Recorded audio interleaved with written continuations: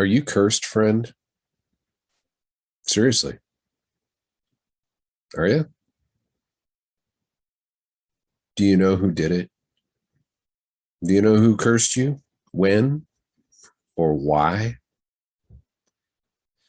We all have bad luck sometimes, but have you ever felt like you've been cursed? Or that you're part of a situation that has some sort of a black cloud that's just hanging over it like a curse? Some people would have you believe that it's just so much superstition and that there's no such thing as a curse. Others would have you look for puddles of liquid or rusty nails outside your door, or attribute any sharp pain that you might experience to a curse, something related to like a voodoo doll. Did you know that if an animal doesn't like you, it's because you got bad energy from a curse?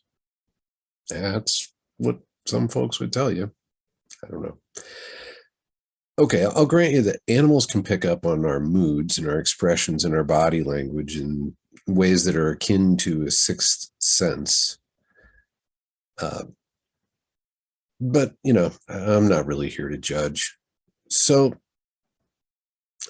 for the sake of argument, let's assume you're not cursed. I mean, in that way that nobody like actually buried a chicken head in your flower bed or, something like that. What then? What's left to explain it? I don't know. What's on the other side of that coin? I mean, hell, it's possible that you're blessed. And I hope you are, friend. Whatever that means to you. What does that mean to you? You are blessed. Did you feel that? Let me try it again. You are blessed. That's right. I said it. Now, I don't mean like you should feel blessed by virtue of your ability to access this content. You're experiencing a level of prosperity that millions around the world never will. You should feel blessed, right? No. That's not what I'm talking about. I'm talking about a sense of well-being. And I just gave it to you. Wait, you didn't feel it? Well, let's talk about that for a second. Let's start with the difference between blessings and curses. What is the difference anyway? I mean, it seems like anyone can curse us, and in a whole bunch of different ways. But do blessings work the same way? Some might have you believe that only God can bless you. Who's God? Theirs? I'd venture to guess that if you sneeze and somebody says, "Oh, God bless you," they didn't stop to ask you what your definition of God was before they said that. Kind of makes it about them and less about you. But is it really just about the feelings? I mean, do you feel blessed or do you feel cursed? Is it all really just a matter of perception and subsequent belief? Could it be just that simple? If you feel cursed, you are. And if you feel blessed, you are.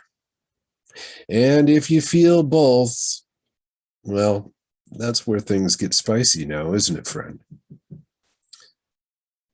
The black rose, the curse, the vengeance, and the death that it represents. Is that it, though? Do we have to leave it there? Or is there another side to it? That we don't get the darkness without the understanding it in the context of the light. You see, the black rose to some also symbolizes rebirth.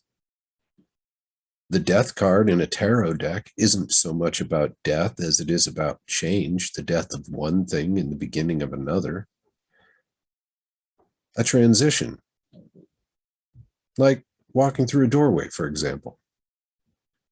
You can't be in two rooms at the same time, not and remain whole and present. And I guess you could stand in the doorway, but then you wouldn't be in either of those two rooms fully. And maybe that is the curse, that in order to be whole, we must embrace our darkness and our light. We must choose which room we stand in the present, even though we can choose to change. So, do you embrace both, friend? Or do you try to ignore and suppress your darkness and live only in the light? And let me be clear, I'm not here to talk God to you, and I'm also not going to push you toward the devil. Your spirituality is just that, yours.